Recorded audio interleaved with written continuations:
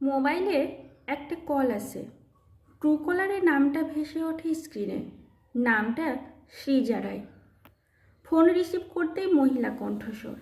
গাড়ির নম্বরটা যখন বললেন তখন একটু হকচকিয়ে গেছি। রাইডার নাকি মহিলা? এর আগেও ওলা বাইক বুক করেছি, আগে কখনো এমনটা হয়নি। কিছুক্ষণ পর যখন বাইকটা এসে আমার সামনে দাঁড়ালো, দেখি সত্যিই তাই। বাইকে ওঠার আগে একটু ইতস্তত করেছিলাম। আমার ইতস্তত করা দেখে উনি মুখের উপর বলেই দিলেন, অসুবিধা থাকলে বলতে পারেন, রাইড ক্যান্সেল করে দিচ্ছি, নো প্রবলেম। মনে মনে ভাবি, প্রবলেম কিসের? আজকের দিনে দাঁড়িয়ে এমনটা দেখব, এটাই তো স্বাভাবিক। মেয়েরা যেখানে বিমান চালাচ্ছে সেখানে এটা তো সামান্য ব্যাপার। তারপর মুখে হাসি রেখে বললাম, ক্যান্সেল করবেন কেন? আমার তো বেশ গর্ব হচ্ছে। না, আপনি একটু ইতস্তত করেছিলেন দেখে এটা আমার মনে হলো। যাই হোক, কিছু মনে করবেন না। না না, মনে করার কিছু নেই। আসলে আমাদের দৃষ্টিভঙ্গিটাই এখনও পরিণত মনস্ক হয়নি। আজকের মেয়েরা যে বীরাঙ্গনা, তারা সব পারে। তারপর বাইকে উঠে বসি। রাইডার মহিলা একটু তো অস্বস্তি হচ্ছিলই। তা উনি বললেন, স্যার কোনো প্রবলেম হলে বলবেন। আসলে কখনো কোনো মহিলা রাইডারের সাথে সেই যে সেদিন কথা শুরু হলো, তারপর থেকে আর কথা বন্ধ হয়নি। পরিচয় পর্বটা বাইকে যেতে যেতেই সেরেছিলাম। সেদিন বাইকে বসে নানা কথাবার্তার ওছিলায় জেনে নিয়েছিলাম কোথায় বাড়ি, বাড়িতে কে কে আছেন ইত্যাদি। আর নাম্বার তো আগে থেকেই ছিল। আমি মালদহেরই ছেলে। বিটেক করার পর জব পেয়ে কলকাতায় আসি। আমারই এক পরিচিত দাদা গড়িয়াতে একটা রুম দেখে দিয়েছিল থাকার জন্য। কারণ ওই দাদা যেহেতু গড়িয়ায় থাকে, তাই দাদার আশেপাশে থাকলে নিজের অনেক সুবিধা হবে, সেই হিসেবেই আমার গড়িয়াতেই থাকা। যদিও বাস স্ট্যান্ড থেকে আমার অফিসের দূরত্ব বেশ অনেকটাই। কোথাও গড়িয়া আর কোথায় নিউ টাউন। নিউ টাউনে আমার অফিস। 6 বছর হলো আমি কলকাতায় এসেছি। এতদিন কলকাতায় থেকেও সেভাবে কাউকে কখনো মনে ধরিনি।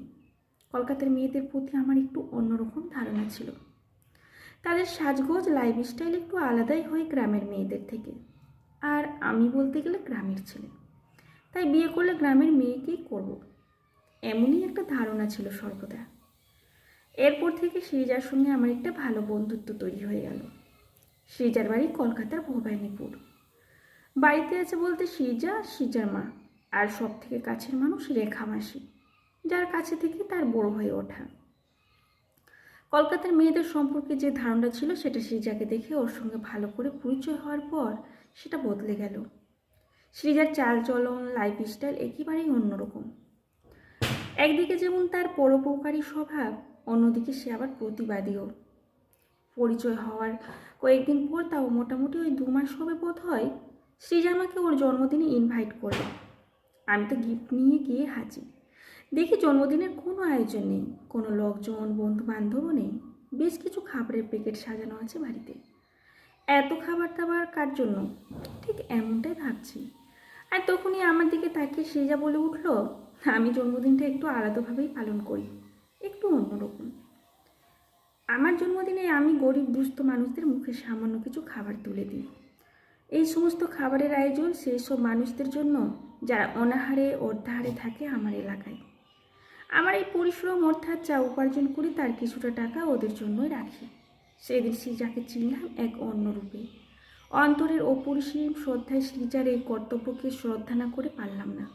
ভালোবাসার বীজটা বোধ হয় রোপণ করেছিলাম সেই দিনই। তারপর একদিন শুনলাম সৃজাও লেখালেখি করে আমার মতোই বেশ কয়েকটা গল্পও লিখেছে। সব থেকে ভালো একটা গল্প পেয়েছিলাম ওর থেকেই, যে গল্পটার নাম ছিল গুড টাচ আর বেড টাচ। সাধারণত আমরা বাড়িতে মেয়েদেরকে শেখাই গুড টাচ আর বেড টাচের শিক্ষা, কিন্তু সৃজার গল্পে দেখেছিলাম গুড টাচ আর বেড টাচের শিক্ষা একজন মা তার ছেলেকে শেখাচ্ছেন। কীভাবে মেয়েদের সাথে মিশতে হয়, কেমন আচার আচরণ মেয়েদের সাথে করা উচিত, কোন টাচে মেয়েরা কখনোই অপমানিত হয় না, আরও অনেক কিছু বিষয়। আর ওর গল্পটা পড়ে মনে হয়েছিল একটা মেয়েকে তার বয়ঃসন্ধিতে তার মা যেভাবে বিধিনিষেধ আচার রীতি কানুন বুঝিয়ে দেয়, ছেলেদেরও সেভাবে সব কিছু বুঝিয়ে দেওয়া উচিত। তাতে বোধহয় এক সুস্থ সুন্দর সমাজ গড়ে উঠবে, অপরাধ বোধও অনেকটাই কমে যাবে। সিরিজার আধুনিক চিন্তাকে স্বাগত না জানিয়ে পারিনি। ভাবছিলাম মেয়েটির মধ্যে এত গুণ, এমন মেয়েকে ভালো না বেসে কি পারা যায়? তাই আমি ওকে ভালোবেসে ফেললাম খুব। তারপর একদিন সৃজাকে জানালাম মনের কথা। প্রত্যুত্তরে সৃজা বলল, আমার সম্পর্কে সব কিছু না জেনে আমাকে ভালোবেসে ফেললে? আমার মনে হয় সব কিছু জেনে তবেই ভালোবাসা উচিত। সৃজা প্রায় 5 মাস হতে চলো তোমার সাথে পরিচয় হয়েছে। এই কয়েকটা মাসে তোমার সম্পর্কে যা জেনেছি, এরপরে আর নতুন করে জানতে কিছু লাগবে না। সব থেকে বড় কথা, তুমি একজন ভালো মনের মানুষ। না, তুমি যা জেনেছো সবটাই ওপর থেকে। এটা আমার বাইরের আচ্ছাদন মাত্র। আসলে তুমি তো কিছুই জানো না। আমার অতীতটা ভীষণ অন্ধকার, যার কোনো রং নেই, একেবারে কালো মিশমিশে। আচ্ছা, তুমি কি আমাকে বিশ্বাস করো না? আমি আর 5টা ছেলেদের থেকে যে একটু আলাদা, এটা তো মানো নাকি? আর ছেলেদের প্রতি তোমার এত নেগেটিভ মনোভাব কেন? ছেলেদের প্রতি আমার কোনো নেগেটিভ মনোভাব নেই। আসলে আমি সমগ্র ছেলেদের দুভাবে দেখি, পুরুষ আর কাপুরুষ। পুরুষ জাতির প্রতি শ্রদ্ধা আমার সবসময়ই আছে আর থাকবে। শুধু ঘেন্না করে সেই বর্বর কাপুরুষদের, যারা পুরুষ দেখায় অন্ধকারে লুকিয়ে। তারা পুরুষের মুখ দেখতে এক প্রকার ভয়ঙ্কর দৈত্য, যাদের আমি কাপুরুষ বলি। শোনো সঞ্জয়, আর যখন সময় পেয়েছি তাই তো আমাকে আমার অতীতটাও শোনাতে চাই। তখন আমি বেশ ছোট, কত আর বয়স হবে 7, হয়তো 8। বাবা মারা যাবার পর সংসারের হালটা মাকেই ধরতে হয়েছিল। খুব সামান্য বেতনে মা একটা চাকরি জোগাড় করে, তাই আমাকে দেখাশোনার জন্য থাকতো রেখা মাসি। মা না থাকলে আমাদের পাশের বাড়ির কাকু প্রায় দিনই ওনাদের বাড়িতেই আমাকে নিয়ে যেত, চকলেট দিত মাঝে মাঝে। যেহেতু বাবা নেই, তাই অনেকটা ভালোবাসা কাকুর থেকে পেতে মন চাইতো। একদিন কাকিমা ছিল না, সেই সুযোগে কাকু ওনার বাড়িতে ডেকে নিয়ে গিয়ে আমাকে আদর করেছিলেন। বুঝেছিলাম ওটা আদর নয়। তারপর থেকে কাকু ডাকলেও আমি আর যেতাম না। রেখামাসি বলেছিল, এসব কথা কাউকে বলিস না রে, তুই মেয়ে মানুষ। তারপর থেকে কথাটা কাউকে কখনো বলেনি। এরপর আস্তে আস্তে বড় হলাম। আসলে মেয়েদের বড় হওয়াটাই বোধহয় তার সব থেকে বড় অপরাধ। তখন আমি ক্লাস 10, একজন স্যারের বাড়িতে টিউশন পড়তে যেতাম। সেদিন বৃষ্টি হচ্ছিল। বৃষ্টির আগে আমি পৌঁছে গেছিলাম স্যারের বাড়ি, তাই তখনও পর্যন্ত কেউ এসে পৌঁছয়নি। সেই সুযোগে স্যারও আমাকে একবার জড়িয়ে ধরে বলেছিল, তোকে আমি খুব ভালোবাসি। পড়ার শেষে আমাকে ডেকে বলেছিল, এসব কথা কাউকে বলিস না যেন, সামনে তোর মাধ্যমিক পরীক্ষা। সত্যি আমি কাউকে বলতে পারিনি সেদিন, কারণ রেখামাসি সেই কথা মনে পড়ে যায়, কারণ আমি মেয়ে, তাই সব কথা সবাইকে বলা যায় না। তারপর থেকে ওই স্যারের কাছে আর কখনো পড়তে যায়নি। তার জন্য পরীক্ষার রেজাল্ট খুব একটা খারাপও হয়নি আমার। উচ্চ মাধ্যমিক পাশ করার পর কলেজে যখন এলাম, তখন একজনকে ভালো লাগলো। মন থেকে তাকে ভালোবাসলাম, কিন্তু ভুল মানুষকে ভালোবাসলাম। তার কাছে ভালোবাসা মানে ভোগের খেলা। শারীরিক কামনা বাসনাটাই নাকি ভালোবাসার মূলে। সরে এলাম তার কাছ থেকে।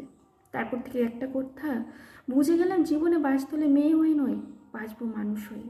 কারণ বারবার কামনার শিকার হতে হতে দেওয়ালে পিঠ ঠেকে গেছে। তারপর থেকে নিজেকে গড়ে তুলি এক অন্যভাবে।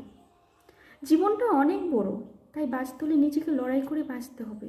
সময়ের সাথে তাল মিলিয়ে না চললে যে চলা যাবে না। লেখাপড়ার সঙ্গে সঙ্গে ক্যারাটে শিখতে শুরু করি। একসময় আমি হয়ে উঠলাম ক্যারাটে চ্যাম্পিয়ন। এরপর বাইক, এমনকি 4 হুইলারও চালাতে শিখলাম। তারপর থেকে নরম মনের মেয়েটা আজ অনেক বেশি শক্ত। নিজেকে এমনভাবে গড়লাম যাতে কারো মুখাপেক্ষী না হয়ে থাকতে হয়। জীবনে এতটা সহজ পথে চলে না। আর এত সব কিছু জানার পরে এই মেয়েকে কি আর ভালোবাসবে তো? হ্যাঁ, এত কিছু পরেও যাকে মনের মধ্যে জায়গা দিয়ে ফেলেছি, তাকে আজীবন নিজের করেই রাখতে চাই। 6 মাস পরের ঘটনা। সময়ের সাথে সাথে দিনগুলো যে কীভাবে কেটে যায় তা আমরা বুঝতে পারি না। মনে মনে ভাবি, এই তো সেদিন। আরে কী এত ভাবছিস? নিশ্চয়ই সৃজার কথা। মালদা থেকে কলকাতা কম রাস্তা নাকি? তুই এখন মালদাতে। ভাবতে ভাবতে তুই কলকাতার পৌঁছে যাবি। গাড়িতে বসে থাকা আমার এক বন্ধু পাশ থেকে বলে উঠল। কলকাতায় যেতে যেতে সেদিনের সে কথাগুলো আমার মনে পড়েছিল। কত রং বেরঙের স্মৃতি। সত্যি জীবন কত ঘটনাবহুল, তাই তো জীবনের এত বৈচিত্র্য। মনের কথাগুলো বলতে বলতে সৃজা সেদিন কেঁদে ফেলেছিল আর বলেছিল, এমনই একজন তার জীবনে আসুক যে ভরসা যোগাবে তাকে চলার পথে। আর সেই সঙ্গে দরকার বিশ্বাসের দুটো হাত। কারণ জীবনের সংগ্রামটা 2 হাতে নয়, 4 হাতের শক্তিতেই লড়বে। আমি জানি পৃথিবীর অন্তহীন গুণের আধার নারী। নারী অদ্যম শক্তির অকৃত্রিম পথিকৃত। সৃজার চোখে দেখেছিলাম সেই বিদ্রোহের স্ফুরণ। সে হয়ে উঠতে পারে বিজয়িনী, কারণ সৃজা কখনো হাঁটতে শিখেনি। আমি সে আশ্বাস সেদিন সৃজাকে দিয়েছিলাম, কারণ আমি সৃজাকে সত্যিই ভালোবাসি।